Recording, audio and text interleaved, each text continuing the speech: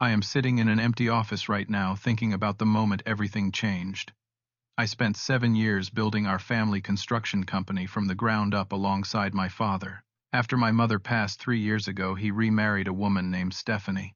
One morning I was accused of sabotaging a major client contract worth $300,000. My father demanded a public apology in front of the entire staff. I refused because I knew I was innocent. He suspended me indefinitely, effective immediately. That was the moment I decided to take action. Before I tell you how I dismantled everything they built on my back, let me know where you are watching from in the comments. Hit that like button and subscribe, because what happened next changed everything about family, loyalty, and business. Trust me, you will want to hear how a simple spreadsheet became their worst nightmare. Let me take you back 7 years.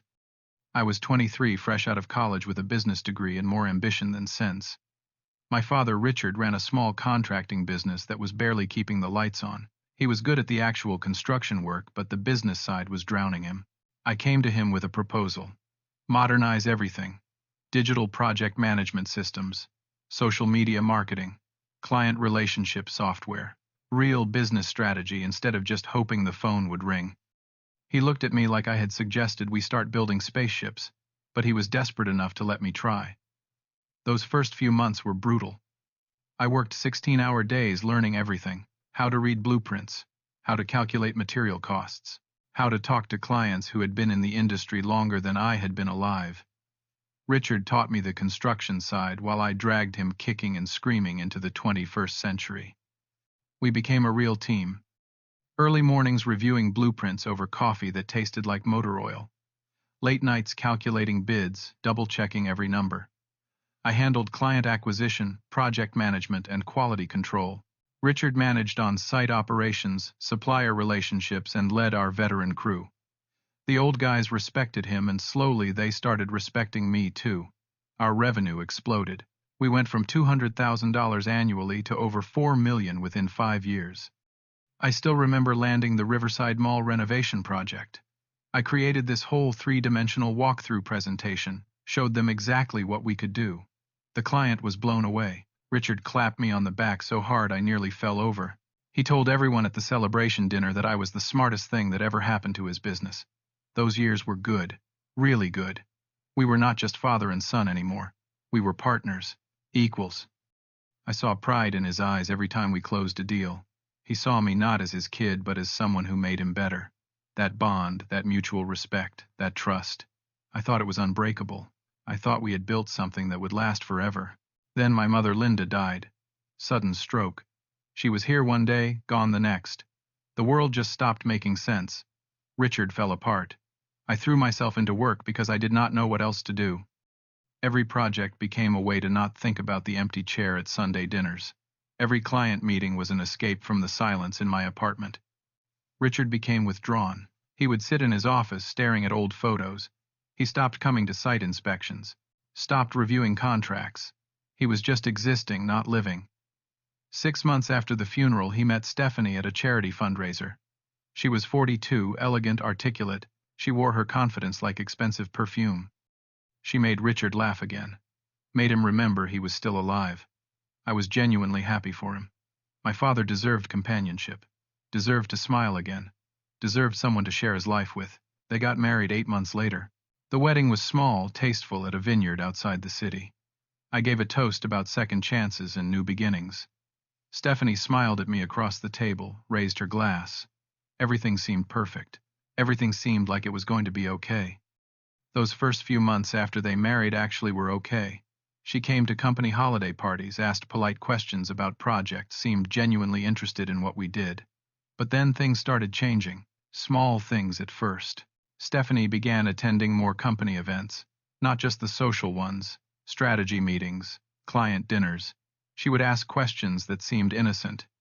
How do you track expenses? Who are your biggest clients? What are the profit margins on different project types? I answered everything because why would I not? She was family now. She started making comments. Suggested that Richard should have a larger office since he founded the company. Mentioned that I seemed to get a lot of credit for deals that Richard's reputation made possible. Little observations that planted seeds of doubt. I noticed Richard second-guessing decisions he used to trust me with completely. Projects I had managed solo for years suddenly needed his approval. Client proposals I wrote were being edited heavily before they went out. Our weekly father-son strategy meetings became monthly. Then they just stopped happening. When we did meet, Stephanie was always there, always chiming in, always steering the conversation. I felt this distance growing between Richard and me, like someone was slowly building a wall between us. I told myself it was just an adjustment period. Blended families take time. I needed to be patient. I needed to give them space to build their marriage. I was so stupid, so blind. I thought time would fix things. I thought the bond Richard and I had was too strong to break. I had no idea what was really happening. No idea that every question Stephanie asked was strategic. Every comment was calculated. Every seed of doubt was intentional. She was studying our business like a predator studies prey, and I just handed her everything she needed. 9 months into the marriage, things escalated fast. Richard made Stephanie the operations consultant. Did not ask me, did not discuss it. Just sent out a company-wide email announcing her new role. She got an office, company email, access to all our financial systems, every password, every client file, everything. She started attending my client meetings, would interrupt my presentations with corrections that were not corrections at all, just contradictions designed to make me look incompetent.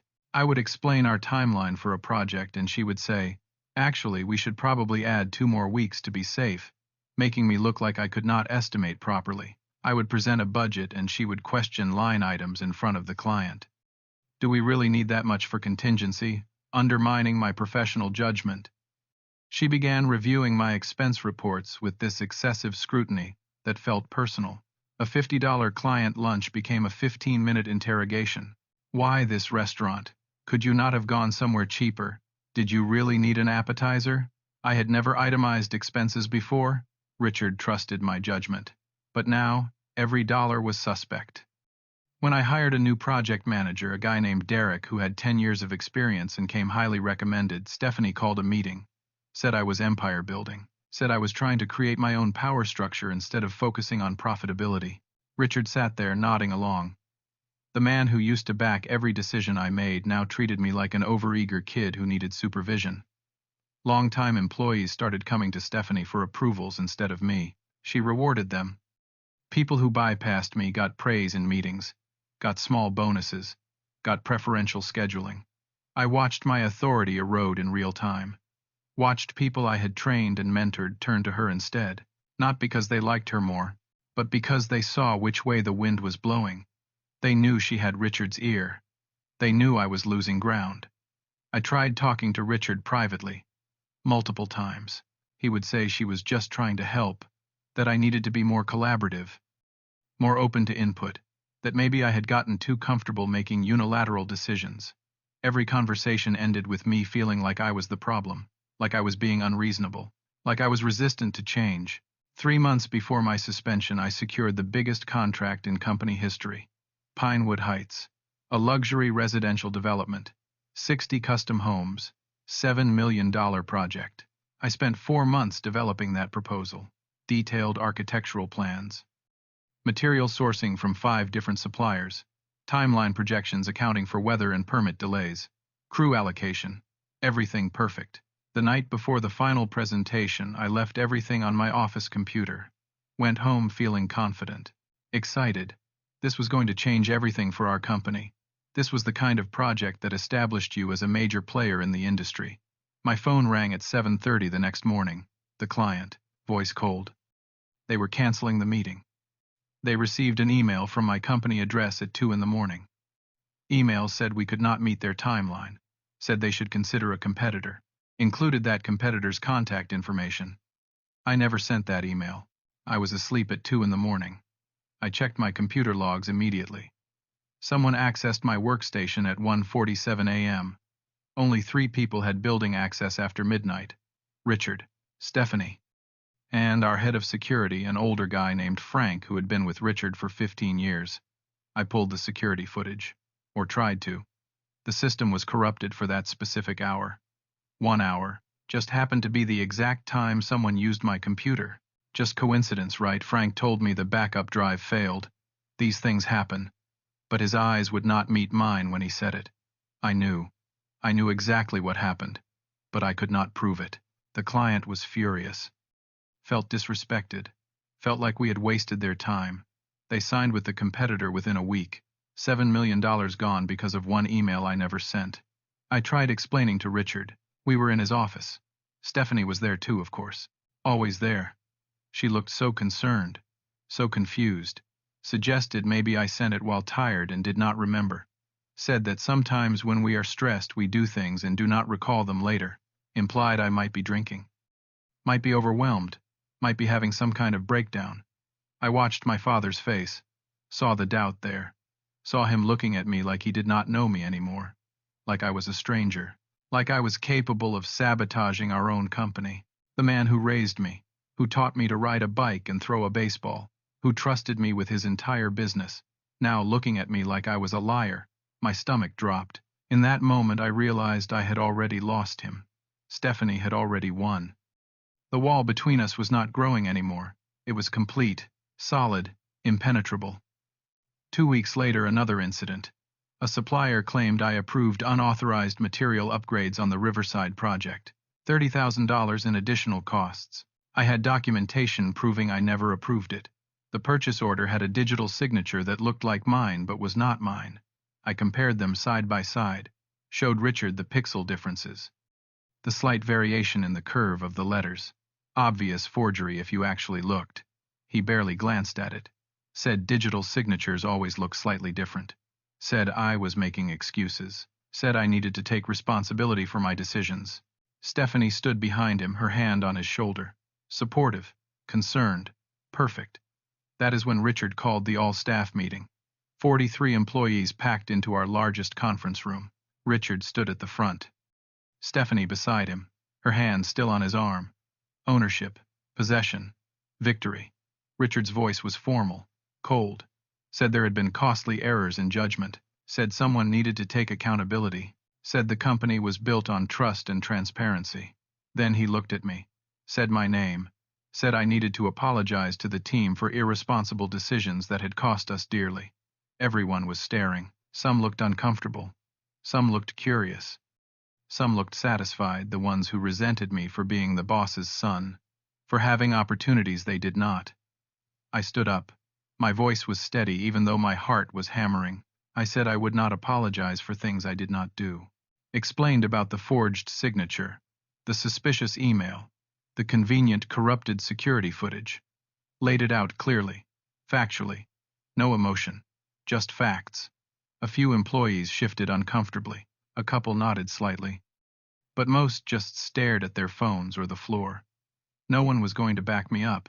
Not when their jobs depended on staying in Richard's good graces. Not when Stephanie controlled who got bonuses and preferred assignments. Stephanie sighed, this dramatic exhale, placed her other hand over her heart, looked at Richard with these sad eyes, like she was watching something tragic unfold, like she felt sorry for me. Richard's face hardened, jaw clenched, eyes cold. You are suspended. Effective immediately. 2 weeks. No pay. Maybe you will learn some humility. His voice was not even angry. It was dismissive, like I was not worth the energy of actual emotion. I walked out in silence. Did not look at anyone. Did not say anything. Behind me I heard Stephanie's voice. Sympathetic. Warm. This is for the best. Sometimes people need time to reflect. That tone. Like she cared. Like she was sad this had to happen. It made my skin crawl. I drove home on autopilot. Sat in my apartment for 2 hours without moving. Just sat there as everything crystallized. My father had made his choice. He chose her over me. Chose someone he had known for less than 2 years over someone he had known for 3 decades. Chose lies over truth. Chose comfortable delusion over uncomfortable reality. I had 2 options. Accept defeat. Walk away. Find a job somewhere else. Start over. Let them win. Or fight back. But fight smart. Fight strategically. Fight in a way they would never see coming. That evening I started making lists. Every client I personally brought in. Every relationship I built. Patterson Properties. Riverside Development Group. Lakewood Commercial Builders. Morrison and Associates. Greenfield Construction Management. All of them. My contacts. My relationships. My work. Every employee I recruited. People I found, people I interviewed, people I convinced to leave better paying jobs because I sold them on our vision, our culture, our future. Derek, the project manager. Angela, our lead estimator. 2 site supervisors, Marcus and Jamie. Office manager named Helen. 3 foremen I personally trained. Client services coordinator Lisa. Every contract I negotiated. Every system I implemented. The project management software. The client relationship database. The scheduling system. The quality control protocols. Everything that made the company run smoothly. Everything that transformed Richard's struggling business into a $4 million operation. 70% of it was my work, my effort, my vision. If they wanted to remove me, I would show them what my absence actually meant. But I needed to be smart, legal, airtight, could not give them any ammunition. I called Jake that night. My college roommate, corporate attorney, now worked for a big firm downtown. We met for coffee at 10 p.m. At an all-night diner. I explained everything. The sabotage, the suspension, the situation. He listened, took notes, asked pointed questions. Then he reviewed my employment contract. I watched his face as he read, watched the slow smile spread. Oscar, there is no non-compete clause in here. Nothing preventing you from starting your own company. No client exclusivity agreements. No restrictions on hiring employees. Richard never thought he would need protections against his own son. Jake leaned back, coffee cup in hand. You built that business. You can build another. And legally, you can take anyone who wants to follow you. You can contact clients. You can recruit employees. All of it completely legal. I felt something unlock in my chest. Not anger, not revenge, just clarity. Pure, crystalline clarity. What do I need to do? Over the next 2 weeks, I worked with focused intensity I had never experienced. Filed LLC paperwork for Atlas Construction Group. Rented a small office space in the business district. 3 rooms. Clean, professional, mine. Set up a website. Professional, modern. Showcased past projects without mentioning Richard's company by name. Set up social media accounts. Business banking. Everything official. Everything legal. Then I started making phone calls. Personal calls. To my top 5 clients. These were not just business relationships. These were people I had worked with for years. People whose kids' names I knew. People I had dinner with. People who trusted me. Mr. Patterson picked up on the second ring. Oscar, good to hear from you. Your father called yesterday, actually. Seemed off. Everything okay? I kept it professional, calm. Explained I was starting my own company. New venture. Focusing on the same quality and attention to detail he was used to. Would love to continue working together if he was interested. Patterson did not hesitate. When can we transfer our contracts? You are the one I trust, son. You are the one who always answered when I called. You are the one who caught that structural issue before it became a lawsuit. I am in. Same response from 4 other major clients. Every single one. Together they represented 60% of annual revenue. 60%. They were not loyal to the company. They were loyal to me. To the person who actually did the work. Next, I contacted employees individually. Careful. Professional. No pressure. Just information. Derek first. Met him for breakfast at a place far from the office. Explained the situation. Offered him a position as senior project manager. Same salary. Plus profit sharing. Plus equity stake in the new company after 1 year. Derek did not even finish his eggs. I am in. Stephanie has made the last 6 months unbearable. She questions every decision. Micromanages everything. I have been updating my resume anyway. Angela, the lead estimator. Same response. Thank God. I thought I was going to have to quit. I cannot work in that environment anymore. Marcus and Jamie, the site supervisors, both immediately agreed. Helen, the office manager who knew where every file was, who kept everything organized. She actually teared up. I have been there 12 years, but the last few months I do not even recognize that place anymore. When do we start? 3 skilled foremen, client services coordinator. All 12 people I contacted said yes. These were not just employees.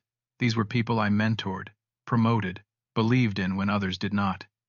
They knew who actually ran operations. They knew who cared about quality. They knew who had their backs. I scheduled everything to happen simultaneously. Clients would receive transition notices Monday morning at 9 a.m. Employees would submit resignations at 10 a.m. Everything coordinated. Maximum impact. Minimum time for Richard and Stephanie to mount any counteroffensive. But I was not finished. I had been collecting evidence since the Pinewood incident. Saved the forged purchase order with full metadata. The file properties showed it was created from an IP address registered to Stephanie's company laptop. Screenshot of my email account showing the login from an unrecognized device at 1:47 a.m. That device was registered to Stephanie's phone according to the system logs I had saved. I compiled records of 15 other mistakes attributed to me over the previous 6 months. Every single one coincided with Stephanie having system access during unusual hours. Pattern recognition, documentation, evidence. Then I discovered something bigger.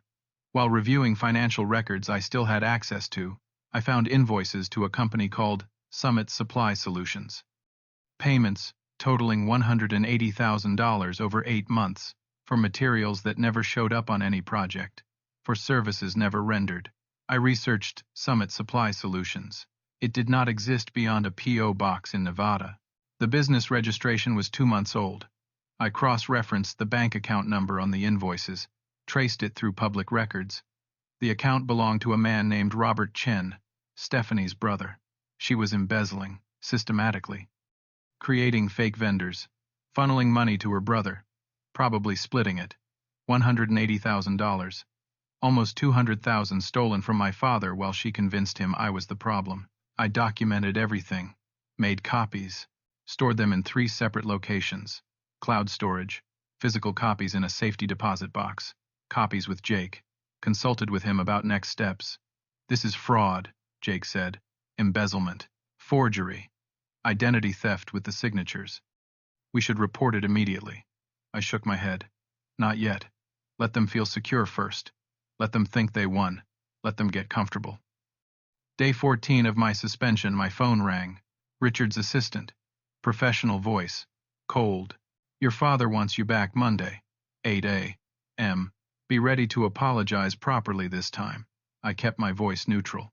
Tell him I will be there. That weekend I finalized everything. Signed the last contracts. Confirmed start dates with new employees. Reviewed the transition timeline. Everything perfect. Everything ready. Monday morning, 8 a.m. I arrived at the building, went straight to my office, spent 90 minutes methodically clearing my personal items. Photos of my mother, awards from industry associations, my college diploma, personal books, files from projects I started before Stephanie existed. Everything that was actually mine. Left the desk completely empty. Just bare wood in that corporate office chair. Placed my building access card in the exact center of the desk. Left my company phone beside it. Company credit card. Everything they gave me. Everything that was theirs.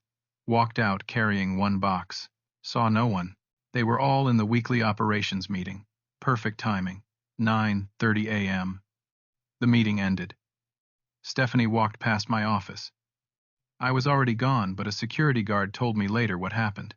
She saw the empty desk. Her smile was immediate, triumphant, pure satisfaction. She pulled out her phone, called Richard. He cleared out, probably too embarrassed to face everyone after you gave him another chance. Richard felt this confusing mix of disappointment and relief according to what he told me later.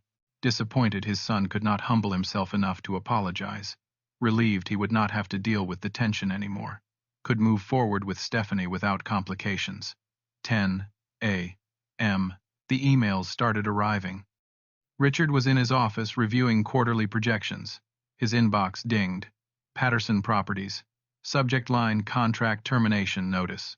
Professional, polite, thanking the company for past service. Notifying that all ongoing and future projects would transition to Atlas Construction Group, effective immediately. Richard stared at his screen, refreshed. Another email. Riverside Development Group. Same message. Another. Lakewood Commercial. Another. Morrison and Associates. Within 1 hour, 5 major clients formally terminated their contracts. 5. 60% of annual revenue. Gone. Just gone. Richard's face drained of color. He called Patterson. Got voicemail. Called Riverside. Voicemail. Called Morrison. Got through. Richard, this is not personal. Oscar built these relationships. We trust him. We are following him. Simple as that. Stephanie stood in Richard's office doorway, her confident smile fading. What is happening? What are they talking about? 10:45 a.m. The resignations started hitting HR. 12 emails, all time-stamped within 3 minutes of each other. Derek, Angela, Marcus, Jamie, Helen, the foreman, Lisa, everyone. All citing new opportunities with Atlas Construction Group. All thanking the company for past employment. All professional. All legal. All devastating. Richard stood at his window watching his company collapse in real time. Stephanie kept saying it was illegal. They could sue. They could stop this. But Jake had confirmed everything was completely legal. No contracts violated. No laws broken. Just people exercising their right to choose where they worked. 11:15 a.m. I sat in my new office. Natural light through clean windows. Photos still in the box. Too early to decorate. I opened LinkedIn. Posted a professional announcement about Atlas Construction Group. Thanked former colleagues. Expressed excitement about new chapter. Mentioned commitment to integrity and transparency in business. Within 1 hour, 200 likes. 40 supportive comments from industry contacts. Competitors congratulating me. Suppliers offering preferred rates. The industry knew. Everyone knew. 11:45 a.m. I posted one more thing. A detailed thread. No names mentioned. Just a timeline. When someone systematically undermines your work. Screenshots of the forged signature with technical analysis showing pixel differences. The suspicious email timestamp. The convenient security footage corruption. Just facts.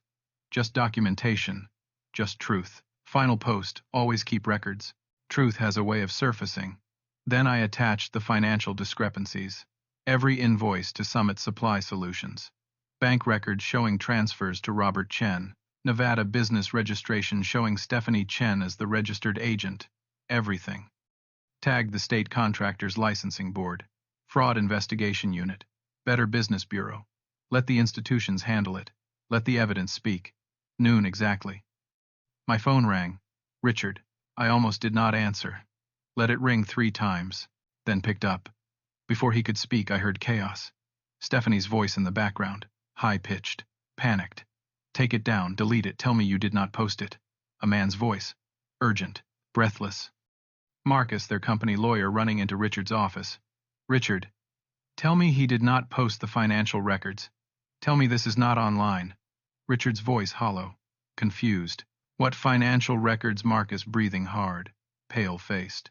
Your wife has been embezzling. It is all over LinkedIn. The licensing board just called me. So did 3 reporters. Channel 7 News wants a statement. Long silence. I heard my father's sharp intake of breath. Heard the moment his world shattered. Stephanie in the background. No longer confident. No longer in control. I can explain. This is out of context. He is lying. He fabricated those documents. Richard's voice breaking. Oscar. Son. What did you do? My voice was calm. Steady. Years of emotion compressed into cold clarity. I took what was mine. The clients who trusted me. The employees who believed in me. And I exposed the truth you refused to see. You chose her over me. You demanded I humiliate myself for crimes I did not commit. Now you live with that choice. I hung up. The next 72 hours were a whirlwind. Richard called 17 times. I did not answer. Sent every call to voicemail. Deleted the messages without listening. I was done explaining myself to someone who would not hear me. Stephanie was arrested on Wednesday afternoon. Embezzlement. Fraud. Identity theft. The forged signatures on purchase orders qualified as forgery under state law. Her brother Robert was arrested in Nevada the same day. Both charged. Both facing serious prison time. Local business news covered the story. Construction company scandal unfolds. Embezzlement scheme discovered. My name was mentioned, but only as the person who uncovered the fraud. I declined all interview requests. Let the facts speak. Richard's company lost its bonding capacity within a week. The insurance company that provided the bonds pulled coverage due to the fraud investigation. Without bonding, you cannot bid on any major projects, cannot get contracts, cannot operate as a legitimate construction company. The business was essentially dead. 3 more clients left within days. Not because of me, because of the scandal, because they could not risk their projects being tied up in legal proceedings. 28 employees had to be laid off. Richard did not have the work to keep them, did not have the infrastructure without the people I took, did not have the reputation anymore. Many of those laid off employees called me. Good people, skilled people, people caught in the crossfire. I hired 6 more, carefully selected people I knew were honest and talented. Atlas Construction Group was growing. Our first month 4 signed contracts. Growing team, modern office space, positive momentum. Everything I built before I was building again. But this time it was truly mine. No one could take it. No one could undermine it. No one could tell me I did not deserve it. 6 weeks after the suspension that started everything, I agreed to meet Richard. He called from a different number, sounded exhausted, asked if we could talk. I almost said no, almost hung up, but something in his voice, not anger, not blame, just defeat, sadness. I agreed. We met at a small diner on the edge of town, neutral territory, Wednesday afternoon. Place was nearly empty. Richard was already there when I arrived, sitting in a back booth. He looked older, tired, defeated. Gray hair, I did not remember being there before. Lines around his eyes, deeper than they should be. I sat down across from him. Did not order anything. Just waited. I need you to understand, Richard started. His voice was quiet, rough. I held up my hand. Cut him off. No, you need to understand. I spent 7 years building that company with you. 7 years. I brought in the clients. I modernized everything. I trained the crew. I created the systems. And when someone sabotaged me, you did not even question it. You did not investigate. You just believed her. You demanded I humiliate myself instead of looking at the evidence. You threw me away to protect someone you barely knew. Richard's eyes filled with tears. Actual tears. I had seen my father cry exactly twice in my life, at my mother's funeral. And now, she said you were trying to push me out, that you wanted full control, that you were making moves to take over the company. I was scared of losing everything, scared of being irrelevant, scared of being the old man who could not keep up. I leaned back against the vinyl booth. So you chose to believe I was the enemy, your son, the person who spent every single day proving loyalty. You threw me away based on the word of someone you knew for less than 2 years. You chose her lies over my track record. Richard nodded slowly. Acknowledgement, not excuse. I was lonely after your mother died. I felt invisible. Stephanie made me feel important again, made me feel valued. I see now she was manipulating that grief, using it. I was so desperate not to be alone that I ignored every red flag, ignored my own instincts, ignored you. That is not an excuse, I said. That is an explanation. There is a difference. We sat in silence for a while. The diner sounds around us, coffee pot percolating, someone ordering pie, normal life continuing while we dealt with the wreckage. Can you forgive me? Richard finally asked. I considered the question, really considered it. Eventually, maybe. But I will not forget. And I will not come back. What you did showed me I cannot trust you in business. Cannot trust you with my livelihood. Cannot trust you to choose me when it matters. That trust is gone. It does not just come back because you are sorry now. Richard accepted this with a sad nod. Asked about the new company. I shared some details. Kept it brief, professional. He offered advice about a supplier issue I mentioned. Old wisdom from decades in the industry. I listened. Realized my father still had valuable knowledge, still had things to teach. We just could not be partners. Could not work together. That ship had sailed and sunk. Richard paid the check. Insisted. As we walked out into the afternoon sun, he stopped. I am proud of what you built. Atlas. The clients you kept. The team you assembled. I should have said that more when we were together. Should have told you how proud I was instead of assuming you knew. Yeah, I said. You should have. We shook hands. Formal. Distant. It was not reconciliation. It was not forgiveness.